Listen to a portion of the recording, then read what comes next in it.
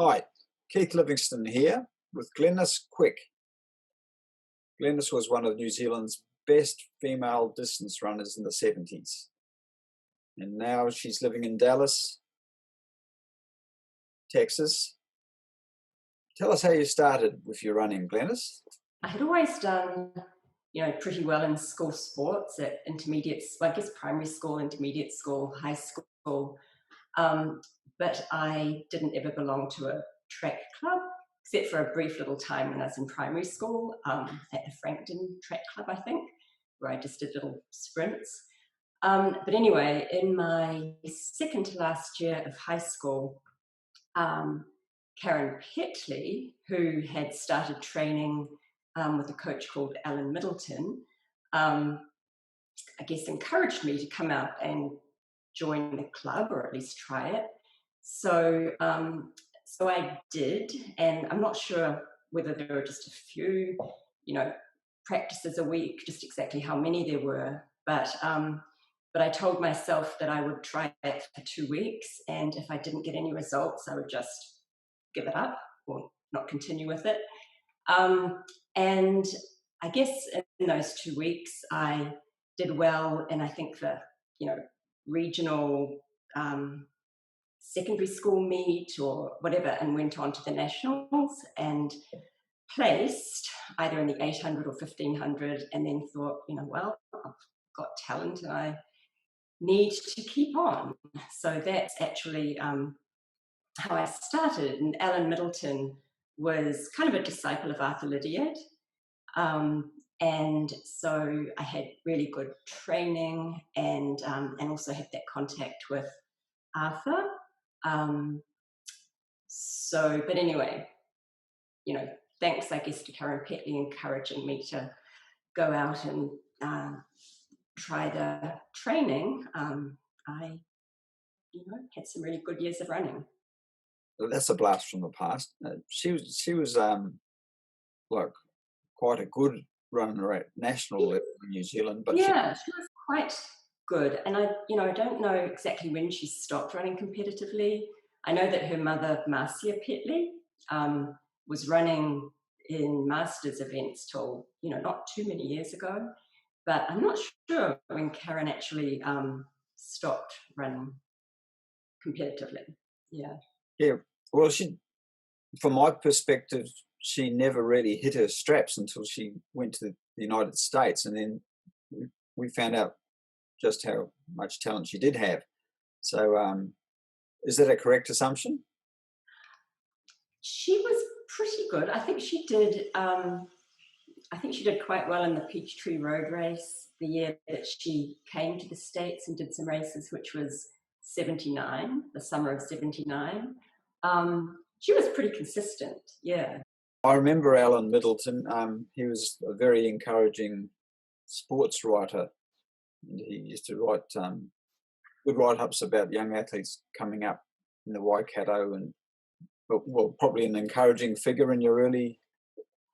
Yes, really encouraging. I think to start with, it was a wee bit much because I think he would phone, to check on me after hard training sessions and that kind of thing, which, I guess as a teenager, I didn't really appreciate it. But I certainly, it wasn't long before I really appreciated, all that he had done to get me started. Yeah, and he was kind of an eccentric, very smart man and very kind, and produced some good runners, yes. Eventually, you switched over to being coached by Arthur himself. Yeah, that was when I actually was living in Auckland, so it just made sense. Or when I left Hamilton and went to Canterbury University for a year. And so it's kind of on my own, and I was following Alan Middleton's training, which was really, Lydiard training. And I wasn't all that happy in Christchurch. So I switched to Auckland, and because I was there and Arthur was there, that's when I was directly coached by him. And, he would pick me up and drive me to the training sessions in Cornwall Park, where that was the time when he was coaching the young runners from St Cuthbert's.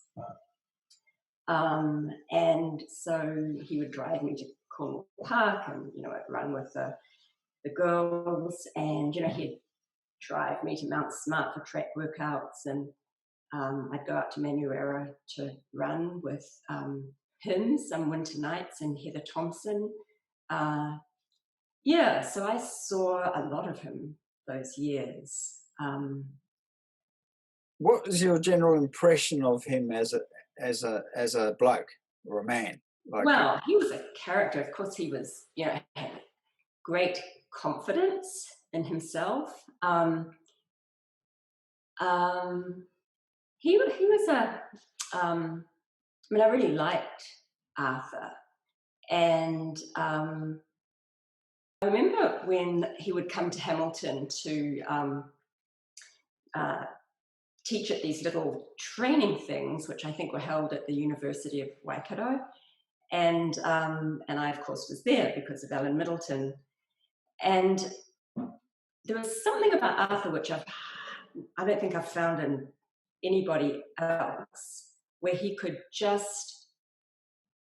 made running seem great fun, and he made it seem that there wasn't any question that you wouldn't improve. He'd kind of just laid out what anybody had to do to get better, and you didn't even question that wouldn't happen.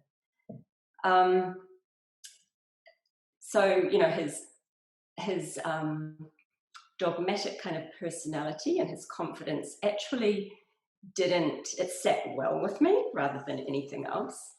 And he was an interesting man. He had a good sense of humor, and kind, so I thought a lot of Arthur. Did Arthur continue to coach you when you or help you when you moved to the States, or was it a college coach? In 1980, Arthur was coming over to the States to do various training camps. How he would teach at the training camps, and so it was always in the plan that I would come over and travel around the States and run in different road races and stay with different acquaintances of his. And the first training camp that he was teaching at was actually in Dallas, and Robert was one of the people who had organized that training camp. So all during that first summer of 1980, the American summer of 1980, I was traveling around the States and running in road races, and all of that was Arthur's training. And it was while I was here in Dallas that Robert, who was coaching at Texas Women's University, which had a good program, offered me a track and field scholarship. And it was, I didn't know anything about the American college system. I knew nothing about scholarships, nothing about the track and field college programs. But anyway, after I had been in the States for about 3 months doing all these races, I was much more enthusiastic about running, and I was, really fit. And so that was all on Arthur's training.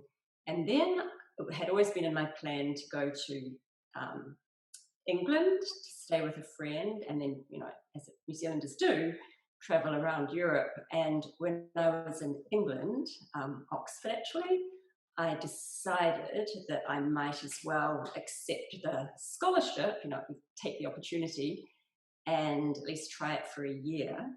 So, and I think when I was in England, I guess I was still running Arthur's training then, not the TWU coach, who was actually Robert. I must have been still on Arthur's training because it wouldn't have been legal otherwise, I think. Anyway, and so when I came back, when I came over from England to Dallas at the beginning of 1981, then I was, not following Arthur's training, but following Robert's training, which was very similar because he again had studied Arthur Lydiard and, through the training clinics and things, had quite a lot of contact with him. So then I was on Robert's training, which was, pretty similar. I believe you're still in the top 9 or 10 women marathoners in New Zealand after all these years.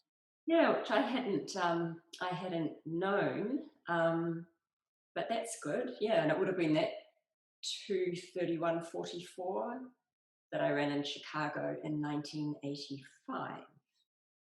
Yeah, so that's still a very good time. And but you also won Nagoya, didn't you? Yeah. So in 1983, I ran the World Track and Field Championships marathon in Finland, and then in '84, in March, yes, I ran the Nagoya International Women's Marathon and won it. And I guess in that one, qualified for the, ran under the Olympic standard for New Zealand. Yeah. And then the next year, I ran Nagoya and was second and ran faster that year. But I won it in '84. That's quite a big women's race still, Nagoya. I think it's become bigger. Fields have, become more elite. But it was a big race. What was one of the best races of your career? I'm not one to remember the races in very much detail, but I would say that races that I have really good memories of are the marathon in Helsinki, and then 84 and 85 running in Nagoya. I went back a couple of years later, but it was after I had started having the problems with my lower back. And even though I ran under 2:40, I didn't ever run a marathon over 2:40. And even though I ran under 2:40 and, wasn't happy with the time and didn't feel all that good. Anyway, that particular race, I don't have great memories of, but the other two in Nagoya, just, have really good memories of those. And then each time I ran Chicago, I loved running those marathons. So I think that really every marathon I ran, I had a really positive experience. Not so much that last one in Nagoya, just because I knew I wasn't, as absolutely fit as I wanted to be. But all the other ones, I just enjoyed them so much. Yeah, so I'd say the marathons I have really good memories of. You're one of the only people I've ever heard who says they enjoyed their marathons. Yeah, no, I always felt, except for perhaps that last one in Nagoya, I always felt just supremely prepared and, calm on the starting line. And really it wasn't hard until the last couple of miles. So no, I really loved running them. Would you say that you were very naturally talented at the marathon distance and totally suited to it? Probably, yeah. Definitely it was my best race. And I think running distance was always easy for me. I don't know how many weeks it was into running with Alan Middleton's group, but I don't think it was very many. And I went out with some of the other girls on in the group for a long run, which was 9 miles, as I remember, and that was it was easy. There wasn't any. It seemed pretty effortless to run the 9 miles, and yet I hadn't been running for very long. Also, from the time I started running, I was really running twice a day, except on the days when it was a long, just a long run. I wouldn't run twice on those days, but all the other days, I was running twice a day, which I also did pretty naturally. So I think I was just suited to distance. Yeah. Peter Snell lived in Dallas for many years, and Yeah. he told me when I was over there in 2010 that you lived, was it in the same suburb? Well, actually, we just live about a 2 or 3 minute walk from, well, Mickey's still there, of course, but yeah, so we are only about a 2 or 3 minute walk from Mickey and Peter's. Yeah. And so, on my morning runs, I go past their place every morning in the dark, and still do. And, you know, it's the route that we walk the dogs on, is past their place. So, yeah, they live really close, and we would see Mickey and, we'd go to dinner at their place, and they'd come to dinner at our place, and exchange, presents at Christmas. And Peter would usually give us a sample of a Christmas cake or Christmas pudding that he had made. And on the years that I did make a cake, I would give, Peter some cake to try. So, yeah, we knew Peter really well, and Mickey really well. And Robert actually had known Mickey since the early 70s, a long time before, Mickey and Peter got together. I only met him the once when I was in Dallas on a visit, and I found him to be really good company. Yes. For such an accomplished man, he's just so everyday, like he rocked up at the airport there in Dallas, and he had an SUV, Honda, and there's stuff in the back and all that, but he's just a regular bloke going about his business. And I was very impressed by just how laid back he was, and totally relaxed. And then he got right into his comfort zone as an anonymous person in the cafeteria at the University of Southern Texas, wasn't it, the medical school there? Southwestern Medical Center. Yeah. Which is a very prestigious institution. Yeah. Yeah, he was on for a chat. We talked about all kinds of stuff and his training and that. And he calls a spade a spade. Really unassuming. He hardly ever talked about his running days. But when he did, you could certainly see the, a healthy ego, but you could certainly recognize, this ego that certainly would have been somewhat responsible for all the things that he did in running. A healthy ego, but he, it was there. But yeah, really unassuming man. And also I think with Peter, he was open to so many things. He did cooking and sculpting and, made stained glass designs and, all sorts of things that, he was open to trying lots of things. And I think that, at least my theory, is that, he had this really kind of open, boundless kind of attitude when it came to his running too, I think, where anything's possible. And I think that helps me see why he was able to do what he did. Obviously he was a superior physical specimen and had really good training, great terrain to train in New Zealand. But I think, kind of this openness and this kind of this boundless kind of open attitude, and then his healthy ego, I think, recognizing those things, I think you can understand somewhat of, how he was able to do what he did with his running. What does life look like for you now? What are you up to these days?